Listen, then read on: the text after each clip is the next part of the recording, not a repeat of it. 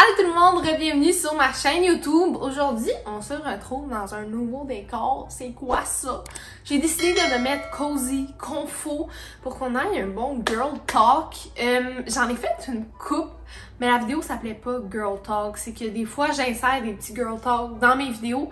Puis là, je me suis dit, pourquoi pas une vidéo complète là-dessus, surtout que ma dernière vidéo, j'avais parlé de pilules, de contraception et tout, et vous étiez comme, on veut un girl talk. Donc me voici, me voilà la gang, et je vous ai demandé sur mon Instagram de me poser les questions, de me parler des sujets que vous aimeriez que j'aborde, et vous l'avez fait en grand nombre. Donc j'ai noté sur mon ordinateur les petits sujets que vous m'avez envoyés et j'ai bien hâte de commencer. Si vous avez des trucs à ajouter, si les sujets que j'aborde dans la vidéo vous intéressent, vous voulez interacter avec ça, interagir avec ça, vous pouvez l'écrire en commentaire et on va avoir plein de discussions dans les commentaires. Ça va être super fun, c'est un safe space, faut juste être respectueux avec tout le monde et tout va bien aller. Je fais cette vidéo-là aussi parce que je trouve que il y a des trucs que j'aurais aimé savoir avant. Puis que c'est pas nécessairement quelque chose que tu veux demander à ta mère. Ou comme... Je sais pas comment dire. Tu sais, mettons, moi, quand j'étais plus jeune, mes amis non plus, ils savaient pas plus quoi faire dans telle situation, parce que on vivait comme toutes ces affaires-là en même temps. Fait que moi, je vais vous parler de ma perspective. Bien sûr, je ne suis pas une professionnelle, donc ça se peut que ce que je vous parle, ça fait pas avec ce que vous pensez pantoute, et c'est bien correct. Mais voilà, je voulais juste faire ce petit disclaimer-là. Donc, première question, quelqu'un m'a dit, j'ai des chicanes avec mon chum, mais je sais pas à quel point c'est tolérable et quand ce ne l'est plus. Il y avait beaucoup de questions sur les chicanes de couple. Est-ce que c'est normal? Est-ce que c'est normal que je me chicane avec mon chum? Et ça, honnêtement, ça, j'ai aimé ça savoir. J'avais longtemps eu l'idée que d'avoir des chicanes de couple, c'était vraiment pas bon. Genre, c'était vraiment pas quelque chose qu'il fallait avoir dans ma tête. Comme, fallait pas que tu te chicanes avec ton chum. C'est vraiment mauvais ça, les chicanes avec ton chum. Et c'est ce que j'ai fait d'ailleurs dans ma première relation. Je pense que j'ai vraiment pas eu de chicane avec une de mes premières relations que j'ai en tête. Là, mettons ma première, je pense que j'ai été 6 mois avec cette personne-là et je me suis pas vraiment chicanée. Et c'était vraiment pas plus healthy. La raison pourquoi on se chicanait pas, c'est que j'endossais et je me fermais la gueule. Puis quand il y avait quelque chose qui fonctionnait pas, je le disais pas parce que je voulais pas froisser l'autre. Donc, est-ce qu'on est dans quelque chose de mieux? Je ne penserais pas. Donc, moi, je pense que les chicanes dans un couple, c'est healthy. Il faut en avoir. Genre, c'est deux personnes différentes. Mettons, moi puis mon chum, on n'a pas grandi de la même façon. Nos parents nous ont pas élevés de la même façon. Déjà, on est deux sexes différents. C'est quand même très différent. On n'a pas les mêmes amis. On n'a pas les mêmes champs d'intérêt. C'est sûr qu'à un moment, ça va clasher. C'est sûr qu'à un moment donné, il va y avoir des frictions. Mais il faut juste en parler. Et ce qui est important pour que ça soit healthy, une chicane, c'est qu'à deux, on règle le problème. Souvent, j'ai souvent eu le réflexe de je suis en chicane, je veux prouver mon point à l'autre, je veux à tout prix qu'ils comprennent mon point de vue, nanana. Puis là, ça fait juste deux personnes qui se gueulent après, on n'écoute pas l'autre, on fait rien. Et récemment, Antoine m'a dit on n'est pas un contre l'autre, on est les deux contre le problème. Fait que c'est quoi le problème? On parle du problème. Ok, parfait. Comment je pourrais plus te faire sentir comme ça? Pourquoi tu t'es senti comme ça? Parfait. Moi, mes intentions derrière telle affaire, c'était telle affaire. Je vais faire attention de plus le refaire. Et ensuite, on trouve une solution. Ça, honnêtement, c'est super. Parce que si tu as une chicane une fois, puis que tu l'as pas nécessairement à répétition parce que ça se règle, cette chicane-là, elle valait la peine d'être vécue, on comprend dessus. Mais là, à quel point c'est plus tolérable, moi je dirais dans comment moi j'ai vécu, mettons, d'autres chicanes qui étaient plus rendues tolérables, c'est à un point où le problème se règle jamais, même si la chicane est récurrente. Quand t'es vraiment misérable, t'es vraiment plus bien, ça te fait vraiment sentir des émotions beaucoup trop fortes pour ce que ça t'apporte de bonheur dans la relation. Ça, je pense que ça serait comme le breaking point. Quand t'as plus de chicanes que de moments heureux, c'est comme... Ah. Tu sais, mettons, tu lui dis genre 20 fois comme arrête de texter cette fille-là et il continue. Genre, il n'y aura pas d'entente sur le sujet. Genre, la personne veut juste pas écouter tes boundaries, veut juste pas te respecter, veut juste pas faire attention à toi. Moi, je sais personnellement et pertinemment aussi, chose que j'avais pas en tête avant. J'étais comme, si mon chum vient me dire telle affaire me fait de la peine, moi je l'aime mon chum, jamais je vais faire exprès de le refaire, tu sais. Mais j'ai déjà eu des relations où le problème, même si je l'exprimais à plusieurs reprises, il refaisait. Et la personne savait que ça me faisait de la peine, mais continuait. Ça, à ce point-là, tu te dis, pourquoi il voudrait me faire de la peine? Pourquoi il fait pas attention? Pourquoi? Est-ce que ça vaut la peine de continuer avec cette personne-là? Tu sais, mettons, moi puis Antoine, dernièrement, on a eu un petit accrochage sur le fait que moi, en fait, je suis vraiment... Mon love language, c'est les petites attentions. Fait que, tu sais, mettons, t'as, je sais pas, une nouvelle job. Là, je suis super fière, puis j'organise de quoi, puis je vais t'acheter tes petits bonbons préférés, bien être comme surprise, bravo, je suis tellement fière de toi, tu sais, des petites attentions comme ça. Et je me demandais pourquoi on faisait pas plus de dates, puis pourquoi c'était plus moi qui les planifiais. Puis ça me faisait de la peine parce que j'étais comme, pourquoi il veut plus en faire? Est-ce qu'il veut... Là, la machine à part, moi, j'overthink vraiment, puis j'étais comme, est-ce que c'est parce qu'il aime pas se faire des activités avec moi? Il veut pas se forcer, il m'aime pas, c'est quoi le problème? Je deviens full emotional rapidement. Je me fais vraiment des scénarios de la mort. Ça, d'ailleurs, il faut que je travaille là-dessus. Et on a eu quand même une grosse conversation là-dessus. Puis j'étais comme, moi je t'aime, toi tu m'aimes, on veut continuer dans la relation, on va falloir régler ce problème-là. Et il était comme, c'est pas que je t'aime pas, c'est pas que je veux pas te faire de date, j'ai juste pas d'idée, genre ça me vient pas naturellement. Puis ça, je pense que c'est un peu une affaire de gars. Les gars, ils ont tout le temps un peu moins d'idées de date, en tout cas dans mon expérience. Fait que ce qu'on a fait comme quelque chose de concret pour régler le problème, c'est qu'on a fait un pot avec des petites idées de date écrites sur des petits papiers. Puis à chaque semaine, on en pige une. Mettons, cette semaine, c'est lui, la semaine prochaine, c'est moi. Puis comme ça, on a une activité que les deux, on a dit que ça nous tentait, qu'on a écrit sur le papier. On le fait, on choisit une journée dans la semaine. C'est pas quelque chose qui coûte super cher, c'est pas quelque chose de super demandant, mais les deux, ça va nous faire passer du temps de qualité ensemble. Et moi, je suis contente qu'il m'invite en date. Et lui, il est content qu'on se chicane plus. Donc, le problème est réglé pour de vrai. Est-ce que ça fait du sens? J'ai tellement l'impression de m'éterniser là-dessus, my god! Ensuite, quelqu'un a demandé c'est quoi les pires red flags? Ça, je veux vous entendre en commentaire. I wanna know. Moi, là, on dirait que je suis comme red flag proof. Genre, souvent, les gens qui ont entré dans ma vie, c'était comme un red flag sur deux pattes et je le voyais pas. J'ai un peu le syndrome de la sauveuse que je suis comme oh my god, il va vraiment pas bien, je vais le sauver, puis après ça, il va être full gentil avec moi. Mais à plusieurs reprises dans ma vie, ça m'a prouvé que non. Donc, les pires red flags que maintenant, je suis vraiment alerte.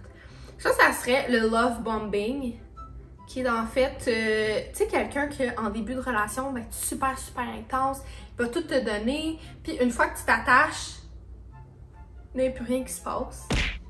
The worst. Ça, je pense que c'est quand même quelque chose qui est fréquent. Je sens qu'il y a beaucoup de personnes qui, en début de relation, ou pour, mettons, t'avoir comme chum ou blonde, vont full faire d'efforts, puis là, une fois qu'ils tombent, c'est comme pris par acquis, fait qu'il n'y a plus d'efforts. Ça, je trouve ça vraiment nul. Je trouve ça quand même un gros red flag. Tu sais, ça en dit long, là, genre, t'as ce que tu veux, mais après, tu fais comme plus d'efforts. Strange. Sinon, un autre red flag. Oh, je pense que quelque chose aussi qu'il faut regarder, là, avant vraiment de dater quelqu'un ou d'être ami avec, whatever, c'est comment la personne interagit dans d'autres milieux que juste un à un. Tu sais, mettons, c'est sûr, si tu fais une date, t'es tout seul chez vous avec le gars, il va être fin, il va être cool, ben d'habitude, s'il veut avoir des chances de son bord. Mais comment il agit, mettons, au restaurant avec le serveur ou la serveuse? Comment il agit, je sais pas moi, avec les itinérants dans la rue? Comment il agit avec le personnel de telle boutique? Comment, tu sais, comment il interagit avec les autres? Comment il agit avec ses parents? Hey, moi, là, un gars là, qui disrespecte sa mère ou qui gueule dessus. La relation qu'une personne a avec ses parents, d'habitude, ça en dit long. En même temps, ça peut être comprenable que, mettons, il y a des parents que c'est des crises de fou, puis comme c'est pas de sa faute. Mais tu sais, voir comment il interagit avec eux. Interesting. Mais ouais, dites-moi, c'est quoi vos red flags en commentaire? Puis, au contraire, des green flags. Des green flags, ce serait le contraire de ce que je viens de dire. Mais je pense que quelqu'un qui a une bonne intelligence émotionnelle, tu sais, qui est capable de justement avoir des conversations qui sont plates à avoir, mais qu'il faut avoir, qui est capable de, ok, je comprends que tu t'es senti comme ça, je comprends, à la place de juste comme d'être un contre un, ça, honnêtement, green flag as fuck, ça fait juste aider n'importe quelle relation, que ce soit en amitié, en amour, entre parents, enfants, avoir une bonne intelligence émotionnelle, là, we love it. As-tu toujours vu une psy? Est-ce que c'est gênant d'aller voir une psy? Est-ce que c'est grave d'aller voir une psy? Il y avait beaucoup aussi de questions sur la santé mentale. Moi, honnêtement, je suis vraiment pro-psychologue. Je suis vraiment... Je pense que je vois un psy depuis que j'ai genre 7 ans. Par contre, il y avait des raisons là, pourquoi je voyais un professionnel à 7 ans. C'était pas juste parce que ça me tentait. Mettons que j'avais eu une enfance un peu tumultueuse, disons-le ainsi. Peut-être que je vais l'aborder dans une autre vidéo. Mais c'est comme... Moi, je le vois vraiment comme du self-care. Genre, je le vois vraiment comme... Tu sais, t'as la jambe cassée, tu vas aller voir un médecin. Mais si tu vas pas bien dans ta tête, tu vas aller voir un médecin pour la santé mentale. Donc, un psychologue, un psychiatre, peu importe quelqu'un qui peut t'aider, psychoéducatrice. Puis, c'est vraiment pas gênant. Et moi, là, je me rappelle la première fois que ma mère m'a dit « Là, Pascal, tu vas aller voir un psy. » J'ai hurlé. J'étais comme... Je suis pas folle, je suis pas nana. Là, c'est sûr que j'étais jeune, mais il y a encore ce stigma-là alentour des psys, puis je suis comme, la gang, genre, allez-y, vous allez voir comment c'est merveilleux. C'est quelqu'un que tu peux dire tout comment tu te sens, tout ce qui arrive dans ta vie, puis qui va t'aider à mettre tes pièces de puzzle ensemble, qui va t'aider à trouver des solutions à tes problèmes, qui va t'aider à trouver pourquoi tu te sens comme ça, qui va t'aider à gérer tes émotions. It's wonderful. J'adore, moi. Puis c'est pas grave d'aller voir une psy, c'est pas parce que t'es débile dans la tête, c'est juste vraiment un outil que littéralement tout le monde devrait avoir.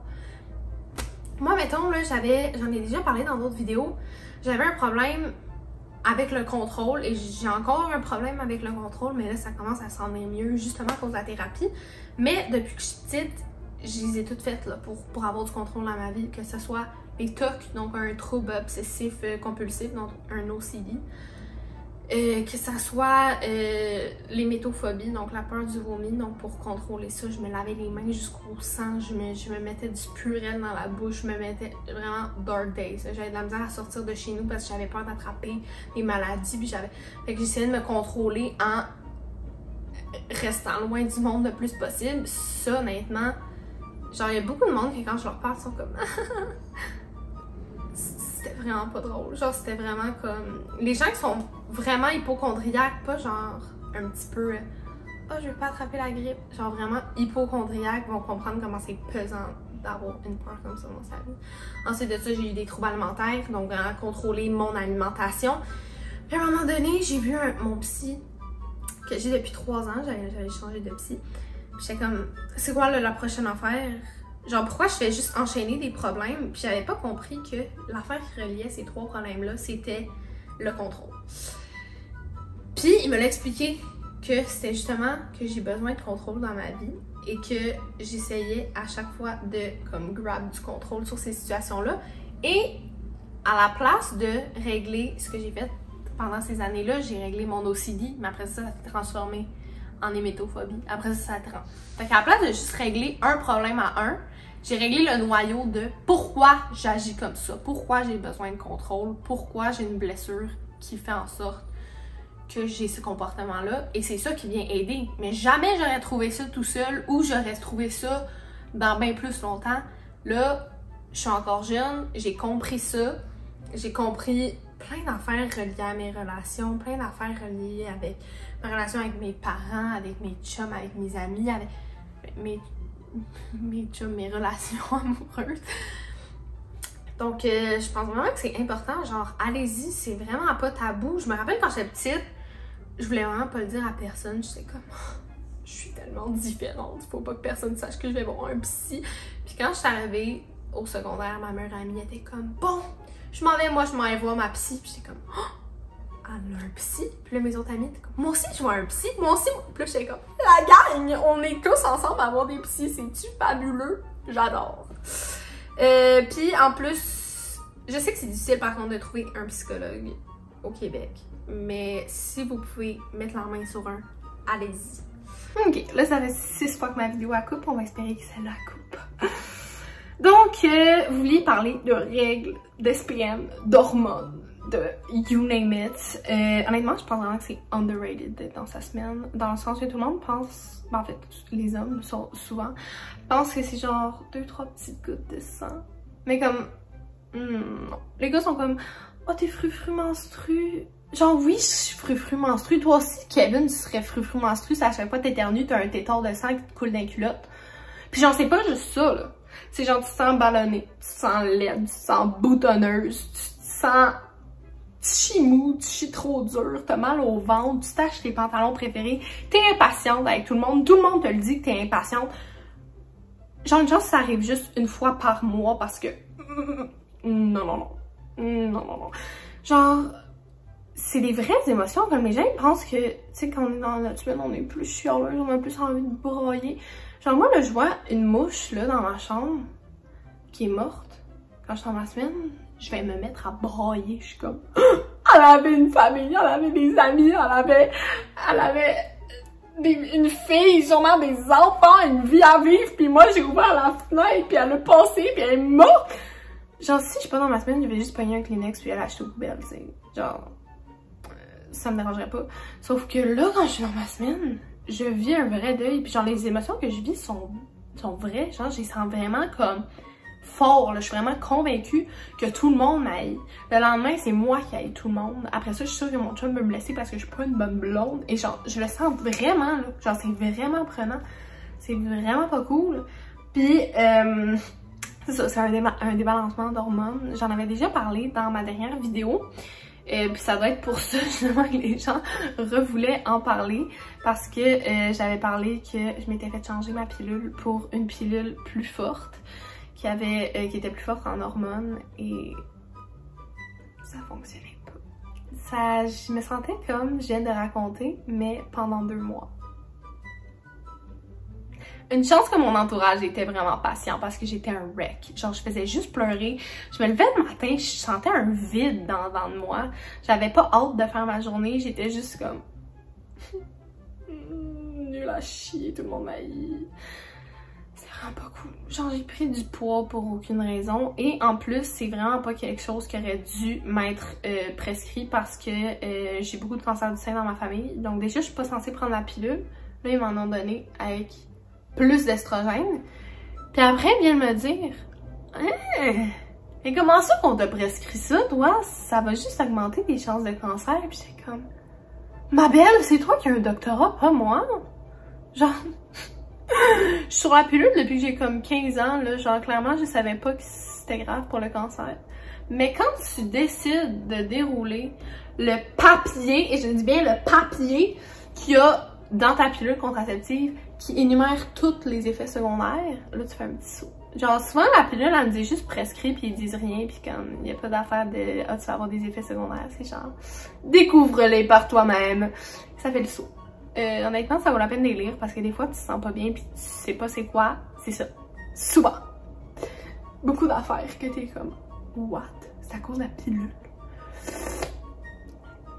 Si vous avez des conseils à donner justement là-dessus, écrivez-les en commentaire. Il y a plein de monde qui m'avait conseillé le stérilet sans hormones.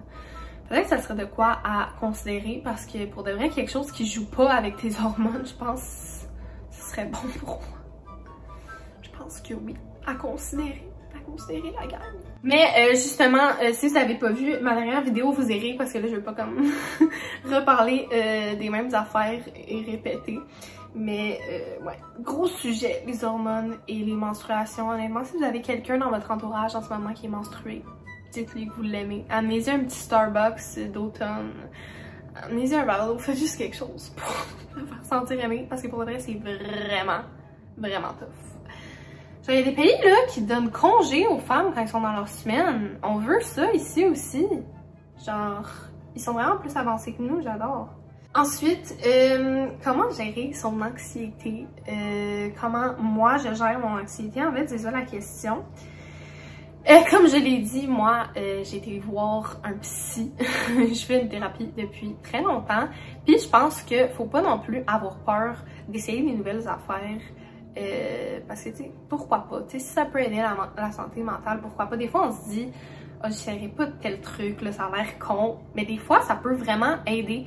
Genre, récemment, j'allais faire de l'hypnose. Et là, j'étais comme, mesmer vibes, genre, comment ça va m'aider? Mais j'étais vraiment désespérée. Parce qu'en fait, moi, j'ai des épisodes de PTSD dans ma vie. Et ça arrive environ 1 à 2 fois par année. Mais c'est vraiment, c'est vraiment rare, tu sais. Dans le fond, c'est qu'il m'est arrivé une situation quand j'étais plus jeune. Et souvent, ce qui va arriver quand tu as un traumatisme à la petite enfance, ton cerveau va juste se bloquer de ce qui se passe et il va juste aller ailleurs. Et justement, je m'en souviens plus de ce qui s'est passé à cause que ça m'a bloqué. Et plus je grandis, plus mon cerveau m'envoie des petits « Ah! Voilà ce qui est arrivé pour de vrai, voilà comment tu te sentais en épisode de PTSD. » Et honnêtement, je pense vraiment qu'il faut le vivre pour comprendre. J'ai beau essayer de l'expliquer, mettons à des proches, c'est vraiment difficile à expliquer, mais c'est tellement épeurant, c'est tellement drainant, c'est tellement pas le fun à avoir dans la vie. C'est vraiment épeurant. Dans le fond, il y a des PTSD où tu vas entendre des bruits de la situation qui s'est passée, il y a des PTSD où tu vas voir des images. Moi, ce que je ressens, c'est vraiment comme si je me sentais comme si j'étais dans la situation quand j'étais petite. Comme je revis les mêmes émotions. C'est comme un peu si tu te rappelles d'avoir été dans le Goliath à la ronde, tu te rappelles pas du drop et tu te rappelles d'être sorti du Goliath. Et là, pendant un épisode de PTSD, out of nowhere, tu sens la drop. Juste pendant ta journée, il y a un petit élément déclencheur et là, grosse crise de panique, ça va pas du tout. Donc ça, c'est vraiment pas le fun à vivre et justement, j'en vivais de plus en plus à cause de ma pilule, que j'ai changé d'ailleurs parce que ça me faisait vivre trop d'émotions. Et j'ai été en hypnose, c'était vraiment intéressant à aller voir. C'était un concept justement que je m'étais fait proposer quand j'étais petite, puis j'étais genre what the fuck, non. On dirait qu'il y a comme un petit stigma tabou alentour de ça, mais c'est vraiment intéressant. C'est comme si j'étais entre le rêve et la réalité. Tu sais, quand t'es sur le bord de t'endormir, le petit moment de genre, je suis en train de m'endormir, comme ça, pendant 40 minutes. Puis une session, ça m'a déjà full aidé. Fait que si vous avez des PTSD, allez essayer l'hypnose. Je vous le conseille. Puis sinon, moi, ce qui m'aide vraiment, ce qui m'a vraiment aidé, c'est de savoir c'est quoi mes symptômes quand je m'en vais pour faire une crise de panique ou quand je m'en vais faire une crise d'anxiété ou quand je fais de l'anxiété. Parce que les symptômes de l'anxiété et des crises de panique, ça ressemble vraiment à quelque chose de grave. Genre une crise de panique, ça ressemble vraiment à une crise de cœur en termes de symptômes et tout. Fait qu'il y a beaucoup de gens qui vont avoir des crises de panique, mettons, puis ils sont certains qu'ils sont en train de virer fou, qu'ils sont en train de mourir, qu'ils sont en train d'avoir une crise cardiaque, mais de reconnaître, ok, là en ce moment j'ai tel symptôme, ça va m'arriver une crise de panique, c'est pas grave, je vais m'en sortir dans 30 minutes, ça va aller mieux, et de tout de suite mettre les trucs qui peuvent t'aider dans ton anxiété à ce moment-là. Fait que moi, je sais, mettons, que je vais faire une crise de panique quand je commence à faire de l'asthme, mon cœur commence à débattre, je commence à avoir des picotements au bout des doigts, ma respiration est saccadée, je vais avoir des maux de cœur, des fois des maux de tête, je vais devenir fatiguée vraiment en une shot. Ça, je sais, ok, je vais pas bien, là, je mets mes outils. Mes outils, ça peut être des respirations. Là, je sais que c'est la première affaire quand t'es stressé, tout le monde est comme « respire », puis t'as envie de puncher dans la face. Mais pour de vrai, ça aide vraiment la respiration guidée, là, mettons. Moi, ce que je vais faire, c'est que je vais respirer 4 secondes, je retiens 4 secondes, j'expire 4 secondes, je retiens 4 secondes. Et je le fais pendant, mettons, 1 ou 2 minutes. Puis le fait de faire de la respiration comme ça dans des moments de stress, c'est qu'à la longue, tu vas être capable de le faire naturellement. Là, c'est sûr que tu peux compter dans ta tête, mais il y a aussi les applications comme Respirelax, que ça, j'ai utilisé pendant plusieurs années. Souvent, mettons, ça m'arrivait en public, je savais que j'allais faire une crise de panique. Je mettais mes écouteurs, une petite musique douce, puis tu regardes une petite goutte qui monte et qui descend, puis tu respires au flot de la goutte. Puis ça aide vraiment honnêtement à justement te calmer parce que tu sais juste te concentrer sur ta respiration, sur la synchroniser. Quand tu comptes dans ta tête aussi, ça permet de ralentir ce que tu penses. Fait que moi, ça m'a vraiment aidé. Et sinon, un autre truc qui fonctionne vraiment bien pour moi, c'est d'écrire. D'écrire, mettons, ce que je ressens ou d'écrire des listes. Genre, je sais que ça a l'air con, mais mettons, 5 affaires que je peux toucher, 5 affaires que je peux manger, 5 affaires que je peux sentir. Puis, le fait d'écrire, c'est que ton cerveau peut pas penser plus vite que t'écris. Fait que quand t'écris, t'as pas le choix de ralentir le petit hamster qui court à 100 000 à l'heure dans ta tête et juste d'écrire et naturellement, ça va te calmer.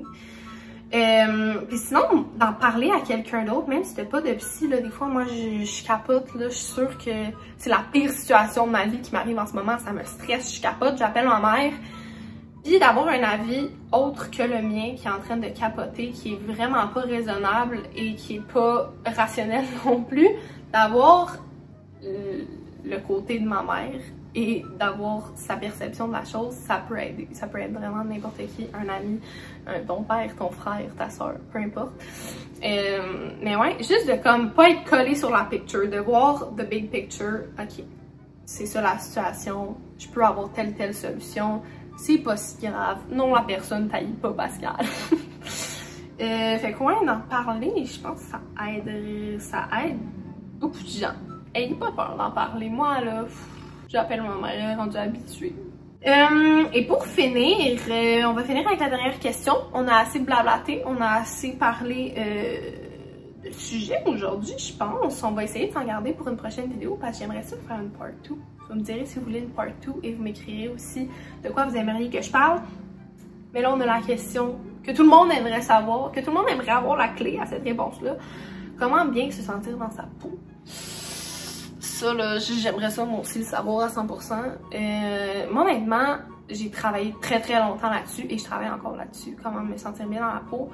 Puis, tu sais, il y a des journées, je vais me trouver super belle. Puis, il y a d'autres journées, je vais me trouver super laide. Puis, il y a d'autres journées, je vais me trouver super la meilleure blonde au monde. Puis, l'autre, je vais me trouver la pire blonde au monde. Vraiment, se sentir bien dans sa peau, c'est un long processus.